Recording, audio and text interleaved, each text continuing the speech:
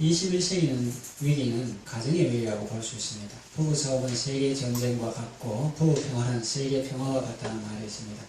그만큼 가정이 중요하다는 말이죠. 가정이 중요한 만큼 상응하는 위기도 많습니다. 겉으로 보면 멀쩡해 보이는 양복 입고 넥타이 매고 얼굴도 희고 점잖게 보이는 그런 사람도 알고 보면 마음속에 고민이 있습니다. 자세히 그들의 말을 들어보면 아주 심각한 수준입니다. 사탄이나 그들의 사주를 받은 이단은 가정을 파괴합니다.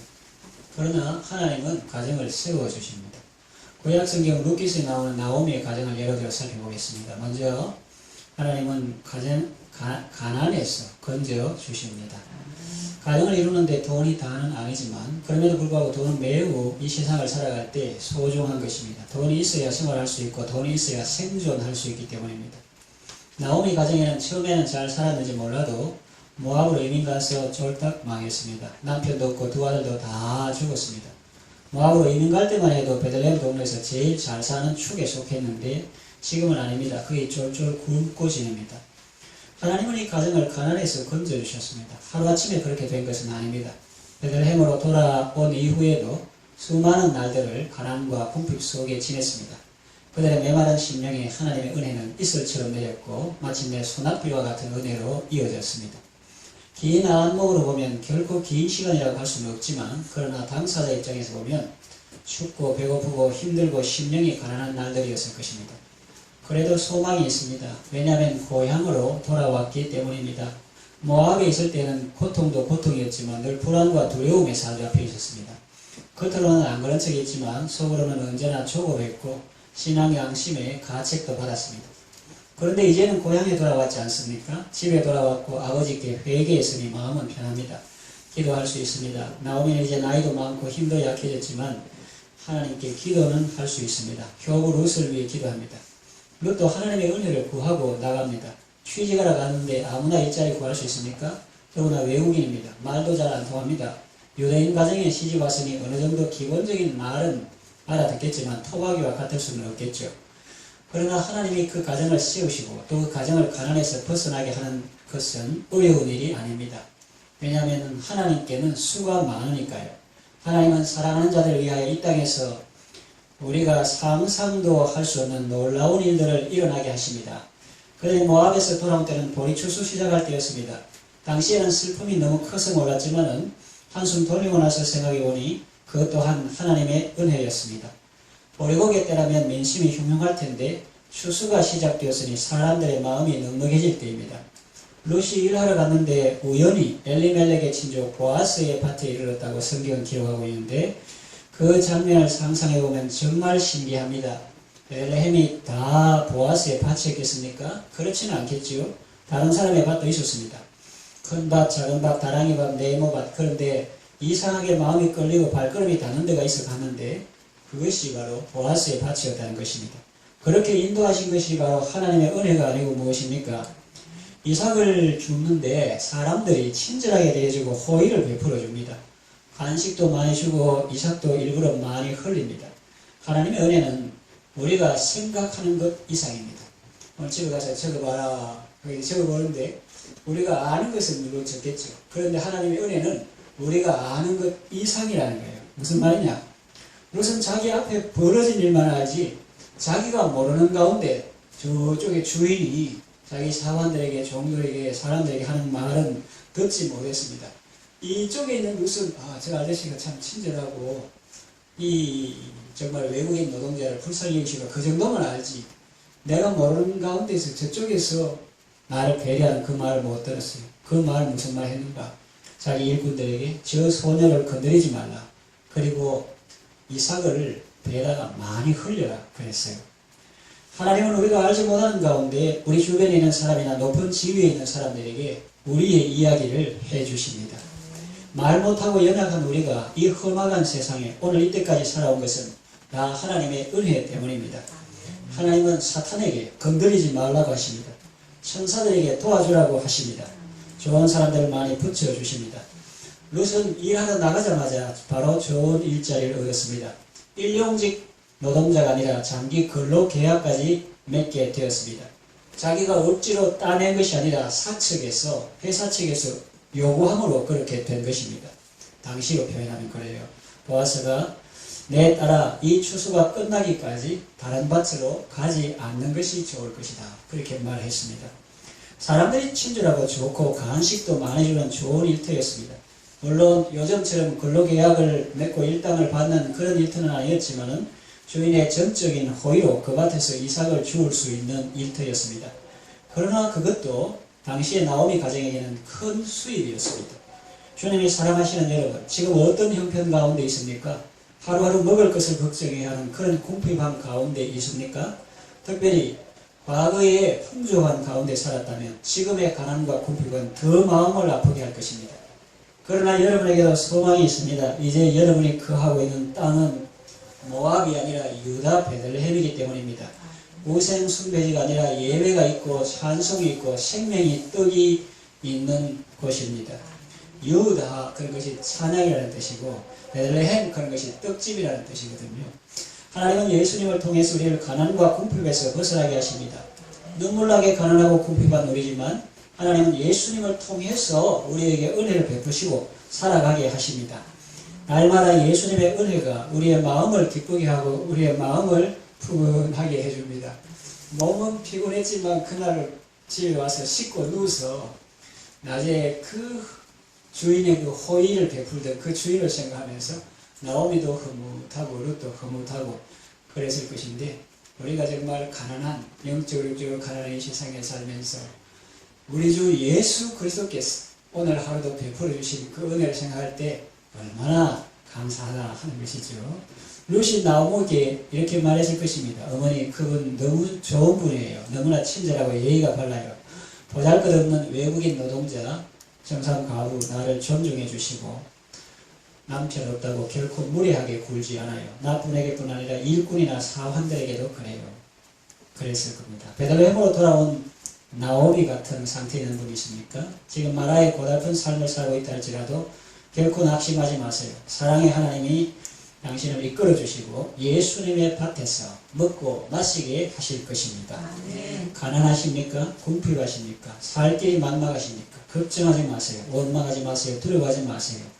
기도하세요. 하나님이 여러분을 가난에서 건져주시고 하나님이 여러분을 궁핍에서 건져주실 것입니다. 무디 바이블 인스티튜트 성경연수 유명한 무디 그 무디는 어린 시절 궁핍에서 건져주시는 하나님의 은혜를 체험했습니다. 걷는 방에서 어머니가 자녀들을 먹여달라고 밤새 눈물로 기도하는 소리를 들었는데 이튿날 아침 하나님께서 이웃 사람을 통해서 양식을 공급해 주시는 것을 보았습니다. 그 하나님은 지금도 살아계시며 역사하십니다. 예수님을 통해서 가난에서 건진 받으시기를 바랍니다. 두 번째 가정을 세우시는데 하나님은 어떻게 우울에서 건져 주심으로 가정을 세우십니다. 가난한 것은 참 불편합니다. 그리고 사람을 불행하게 만듭니다. 물론 어떤 사람은 가난 그 불편할 뿐이지 불행한 건 아니다 그런 말하는데 실제로 가난한 사람은 그렇게 말하면 안 된다 그럽니다. 가난하기 때문에 불행해진다 그렇게 말합니다. 그런데 물질보다 더 중요한 것이 사람의 몸입니다. 사람의 생명과 건강입니다. 가족들이 살아가는데 건강이 중요합니다. 가족 중에 한 사람이라도 아프면 온 가족이 그 아픔을 함께 해야 합니다. 만약 여러분 가족 중에 한 사람이 이런 말 한다 생각해 봅시다. 나는 더 이상 살고 싶지 않다. 그러면 얼마나 심각한 일입니까? 우울증은 무서운 것입니다. 사람의 심령이 강하면 그 병에서 능히 일어나겠지만 그 심령이 약하면 누가 일으키겠느냐고 성경은 말합니다. 그러므로 마음이 건강해야 합니다. 그런데 팍팍한 세상을 살아오느라 우리의 마음은 많이 지쳤고 정신은 많이 조각나 있습니다. 정신이 쪼개지는 것이 바로 정신분열증입니다. 갑자기 큰 슬픔을 당하거나 자기가 의도한 대로 잘 되지 않을 때 사람들은 좌절감을 느낍니다. 우울해집니다. 그래서 스스로 목숨을 끊는 사람도 있습니다.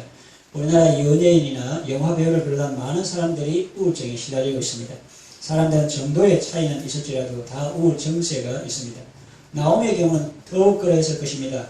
처음부터 가난했던 사람이 좀 더 가난해진 것이 아닙니다. 처음에는 풍족한 사람이 이웃 나라로 이민을 갔는데 하나도 잘 되는 것이 없습니다. 가자마자 남편이 덜컥 죽죠. 슬픔을 딛고 일어나려고 집안 분위기 쇄신해 보려고 어두움이 덮친 그 그늘에 조금이라도 생기 돌게 하려고 이제 아들들 결혼시켰는데 손자 손녀들 웃음소리 들고 아들 결혼식 그 손자는 그냥 자식 구경도 못하고 아들들이 다 죽습니다. 만약 아이들이 원인 병에 날아갔다면 그 병을 고쳐버리고 재산도 많이 허비했을 것입니다. 그렇게 10년 상간에 남편도 잃고 자식도 잃고 재산도 다 잃게 되었습니다. 아름다운 귀부인의 얼굴 시커멓고 이 알구전 노파가 되었습니다. 집안에 남자는 하나도 없고 과부만 있습니다. 얼마나 처량합니까? 누가 무슨 수로 나오미가 우울증에서 벗어나게 하겠습니까? 얼굴이 달라져가지고 동네 사람들이 못 알아볼 정도였습니다. 누가 이 사람을 우울증에서 벗어나게 하겠습니까? 아무도 없습니다. 그러나 하나님은 나오미를 구원하실 수 있습니다. 우울증에서 건져내실 수 있습니다. 루키스 1장을 보고 시험광의상 4장을 보면 회색 인생이 녹색 인생으로 바뀔 것을 알 수가 있습니다. 짙게 드리웠던 죽음의 그림자가 다 사라지고 생명의 꽃이 활짝 핀 가정을 볼 수 있습니다. 하나님께서 좋은 며느리를 붙여주셨습니다. 롯의 입장에서 나오미 가정을 보면 기대할 것이 하나도 없어 보이지만 하나님께서 롯에게 믿음을 주셔서 나오미와 함께 하게 하셨습니다. 그 며느리를 통해서 나오미는 지지와 격려를 받습니다. 공경을 받습니다. 하나님은 롯을 통해서 나오미에게 기쁨을 주시고 위로를 주셨습니다. 나는 너희로 인하여 더욱 마음이 아프도다. 그렇게 나오미가 며느리들을 보고 그렇게 말했는데 롯의 사랑과 섬김은 나오미를 기도의 자리로 이끌었습니다. 젊은 며느리 롯을 밭으로 내보내고 나오미가 집에서 한 일은 오직 기도였을 것입니다. 다른 사람을 사랑하고 위하고 기도하고 섬기는 동안 자기도 모르는 사이에 회복되어져 갔습니다. 다른 사람을 살리려고 하다가 자기가 살게 된 것입니다. 며느리 앞날을 위해서 기도하다가 자신이 복을 받게 되었습니다. 마라이의 슬픔이 조금씩 사라져가고 나오미의 기쁨이 점차 회복되었습니다. 룻과 보아스의 결혼과 오벳이라는 새 생명 탄생은 마을 전체의 축제와 기쁨이었습니다. 여인들이 축하합니다. 이는 내 생명의 회복자며 노년의 봉양자라 곧 너를 사랑하며 7 아들보다 귀한 자부가 낳은 자로다 그랬습니다.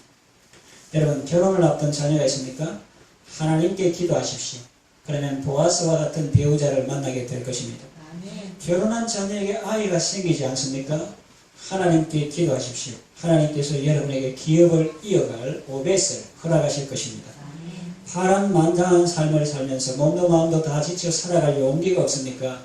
예수님께로 나아가십시오. 예수님을 만나십시오. 그가 여러분이 잃어버렸던 모든 것을 회복시켜 주실 것입니다. 이것이 기업 물을 자, 히브리어로 고엘이라는 말의 뜻입니다. 고통의 멍에 벗으려고 예수께로 나갑니다. 자유와 기쁨 베푸시는 주께로 갑니다. 병든 내 몸이 튼튼하고 빈궁한 삶이 부해지며 죄악을 벗어버리려고 주께로 갑니다. 슬픈 마음 있는 사람 예수 이름 믿으면 영원토록 변함없는 기쁜 마음 주십니다. 예수 이름은 세상의 소망이요 예수의 이름은 천국의 기쁨입니다. 예수님을 만나면 우울증이 끝납니다. 여러분의 사는 세상의 부자였던 삭개오도 우울증 환자였습니다. 왜 그러냐 하면은 돈은 많았지만은 보는 사람마다 다 고개를 흔들고 싫어하니 그를 만도하죠. 그러나 예수님을 만나고 그는 우울증에서 벗어나게 되었습니다. 수가성에 사는 여인은 참 파란만장한 삶을 살았습니다. 기구한 삶을 살았습니다. 5명의 남편을 겪어봐서나 참 만족이 없었습니다. 지금도 다른 남자와 살고 있지만 남편은 아닙니다. 어렵고 힘든 시절 보내면서 대인기피증이 생겼습니다. 사람 만나기가 싫어졌습니다. 그래서 서늘한 저녁 때 물들어가지 않고 한낮의 무더위에 물들어 갑니다. 그러나 그 여인도 예수님을 만나고 우울증에서 벗어나게 되었습니다. 사람을 피하였던 사람이 몰려드는 동네로 뛰어갑니다. 누가 시킨 것도 아닌데 가서 외칩니다. 내가 지금까지 살아오면서 행한 모든 일을 내게 말한 사람을 왔어보라. Come and see. 이는 그리스도가 아니냐. 아주 소심하고 소극적으로 살아왔던 사람이 이제 아주 적극적이고 담대한 모습으로 변화된 것을 볼 수 있습니다. 우울증은 예수님을 만나면 회복됩니다. 사랑을 받으면 회복됩니다. 여러분들도 예수님 안에서 젊음을 회복하시고 건강을 회복하시고 기쁨을 회복하시기를 바랍니다. 예수님을 통해서 마라에서 벗어나 나오미의 삶을 누리시기 바랍니다. 마라는 슬픔이라고 뜻이고 나오미는 기쁨이라는 뜻이에요. 세 번째, 죄악에서 건져주십니다.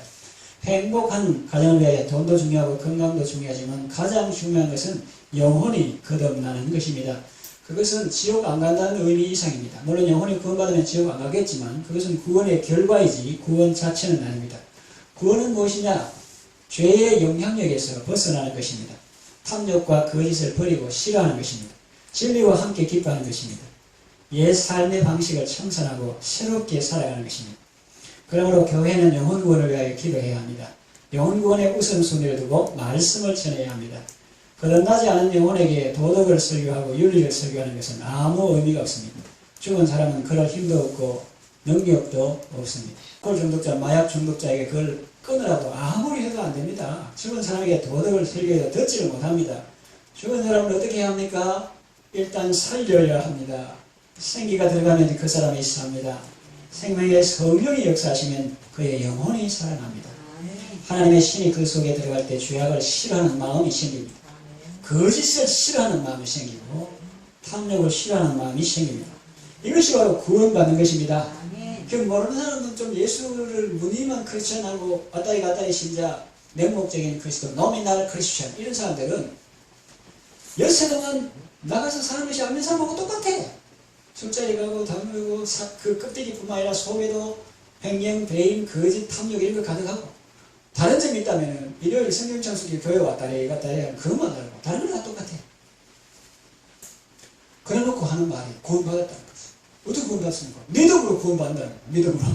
성경을 한쪽만 다 보면 한쪽. 그 믿음이 어떤 믿음인지 모르고 물론 믿음을 구원받아요. 행위로 받는 건 아닌데 그러나 그 믿음에는 참 믿음의 행함이 있다는 거예요. 그리고 이제 믿음으로 구원받았다 이라는 거예요. 그 제가 아까 분명히 말했죠. 구원받는 거는 지옥 안 가고 천국 가는 그것을 사는데 일반적으로 말하지만 그거 아니다. 그거는 구원받은 결과지. 구원은 뭐냐? 죄의 영향력에서 벗어나는 거예요. 오늘 내가 죄를 싫어하고 거짓을 싫어하고 이게 구원받은 것이고 그 결과로 나중에 천국 가는 것이지. 이 땅에서는 행실을 제 마음대로 하고 천국 간다. 왜 가냐? 그때 좀 믿음이 있는 것 같아. 믿음으로 간다. 그 믿음이 뭐 행함하고 관계없는 믿음이 아니잖아요. 행함하고 관계 있는 믿음이라고 야고보서 분명히 말하고 있는데 이것이 바로 가정의 회복을 위해서 우리가 가장 우선적으로 기도해야 할 내용입니다. 실제로 가장 중요한 거예요. 영혼이 구원받아야 경제 문제나 건강 문제를 생각할 수 있는 것이지 영혼이 구원받지 못했는데 돈이 많으면 무엇하겠으며 또 건강하면 무엇하겠습니까? 아무리 돈을 잘 벌고 성질이 잘 되고 건강해요. 밑빠진 독에 물 받는 것 같습니다. 돈을 많이 벌어도 하나도 갖다 주지 않습니다. 내하고 아무 상관이 없어요. 다른 여자를 만납니다. 성격이 난폭합니다. 계급이 높아지고 지위가 높아지면 좋은 것 같아도 집에 오면 오히려 폭군입니다. 건강하면 못된 일 하며 돌아다닙니다. 밑빠진 독은 물을 담을 수 없습니다. 깨진 영혼은 도덕을 행할 수 없습니다. 윤리적인 삶을 살 능력이 없습니다. 흉내는 낼 수 있을지 몰라도 육신에 있는 자들은 하나님을 기쁘시게 할 수 없습니다.